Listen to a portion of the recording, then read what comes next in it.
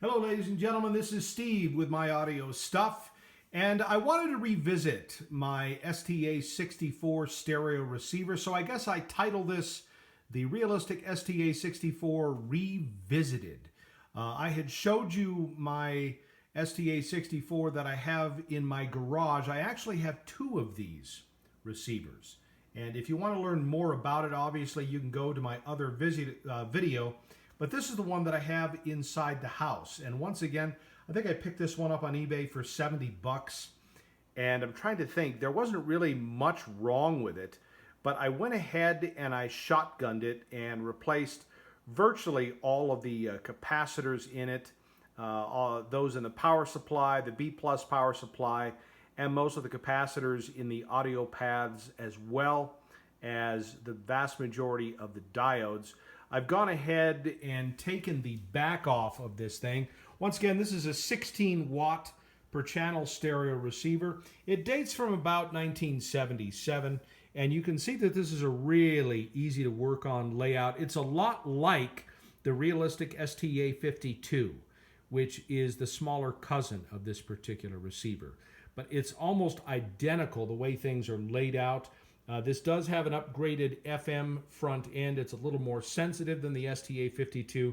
This is rated, I think, at around 2.2 microvolts. You might be able to tweak it down to 2 microvolts. Really easy to calibrate the FM section on this. You really don't need an oscilloscope. I usually cheat on a lot of these calibrations because you can use the meter itself to calibrate a lot of the FM front ends on many of these receivers, and then just a good pair of headphones, and you can generally get it pretty close to the ballpark.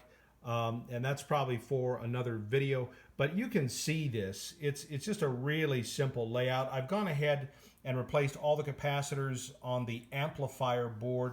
These, of course, were the first ones that I replaced, and then the other ones, these signal capacitors, I put Elnasilmic 2s in for those. And then you see the phono board, the filter capacitor, the main filter capacitor for the voltage coming in, I replaced. And then the rest of them I put Elnasilmic 2s.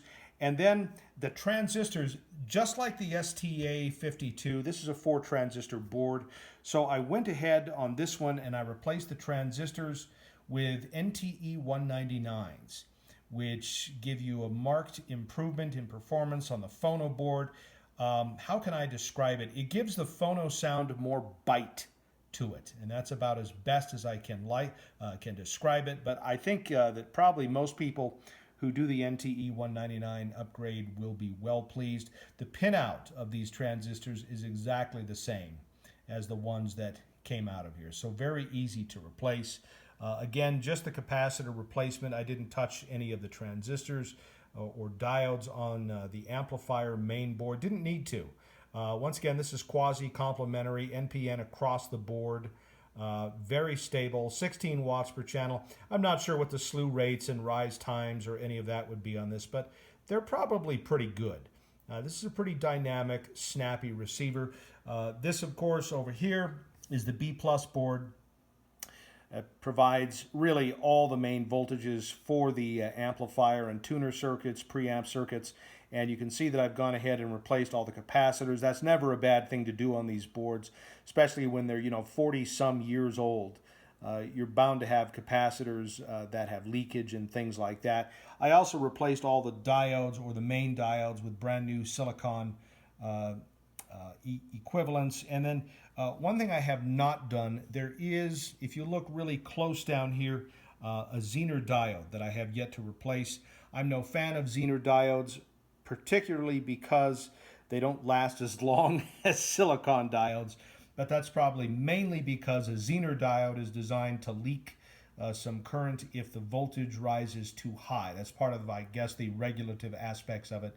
But that also is, I think, kind of an Achilles heel for that particular diode because that type of diode, because they begin to leak at lower and lower voltages. So probably wouldn't be bad for me to do that. There is a transistor down there, a few of them here that I probably would do good to replace. Only one integrated circuit in this receiver, and that, of course, is the MPX circuit. But it works just fine. Stereo separation is excellent on this particular model. So basically just the upgrade to the transistors in the phono section, and then basically a capacitor replacement. This is a 5-circuit board system. Obviously you only see 4 of them here. The 5th board, and I'll show you really quickly, is underneath this particular receiver, and it's right here. And this is, unlike the STA52, a 5-transistor preamplifier. Probably one of those transistors is just for the power supply, power regulation system here. So really it's just a 4-transistor preamp. Not bad at all though. I did replace the main filter capacitors for it, but I have not replaced the smaller capacitors. Those are 3.3 microfarad and 1 microfarad. I could probably do that in a day and get those out. But that would pretty much be that, and the Zener diode replacement would probably be the last fixes to this unit or upgrades to it. And again, I use L-Nasilmic 2s as much as I can in the signal paths, because I think overall they're probably some of the best audio electrolytic capacitors that you can get, and they're relatively plentiful and cheap. If you want to order them, you can go to DigiKey and things like that and get them. But you can see this thing has a really simple layout.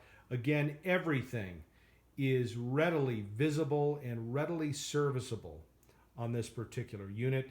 I did pull, obviously, the wooden cabinet off of it. It's all in one piece and attaches primarily to the bottom of the unit here. You can just see these screw holes that this thing attaches. It's just 5 screws that go into it. Again, a really excellent receiver to service, and really also not bad at all as far as the sound quality is concerned. This is very stable FM section, very stable amplifier and preamplifier section. If you're interested, you can leave me a little message, obviously, below this video. You can ask any questions you want about it, but I have 2 of these once again. So this is the indoor version of this receiver. Again, several years ago, these were still pretty cheap on eBay. About 70 bucks would get you one of these, and then you spend another, I don't know, 30 bucks or so, and you can shotgun it. And then you have a really excellent receiver. So once again, from 1977, this is the bigger cousin of the Realistic STA 52. This is the Realistic STA 64. I do have another website. You're welcome to visit it. It's actually on YouTube as well. It's called A Father's Devotions, and I do have a link for it on this particular site. Well, that's just about it. This is Steve with My Audio Stuff, and God bless you all. Bye-bye now.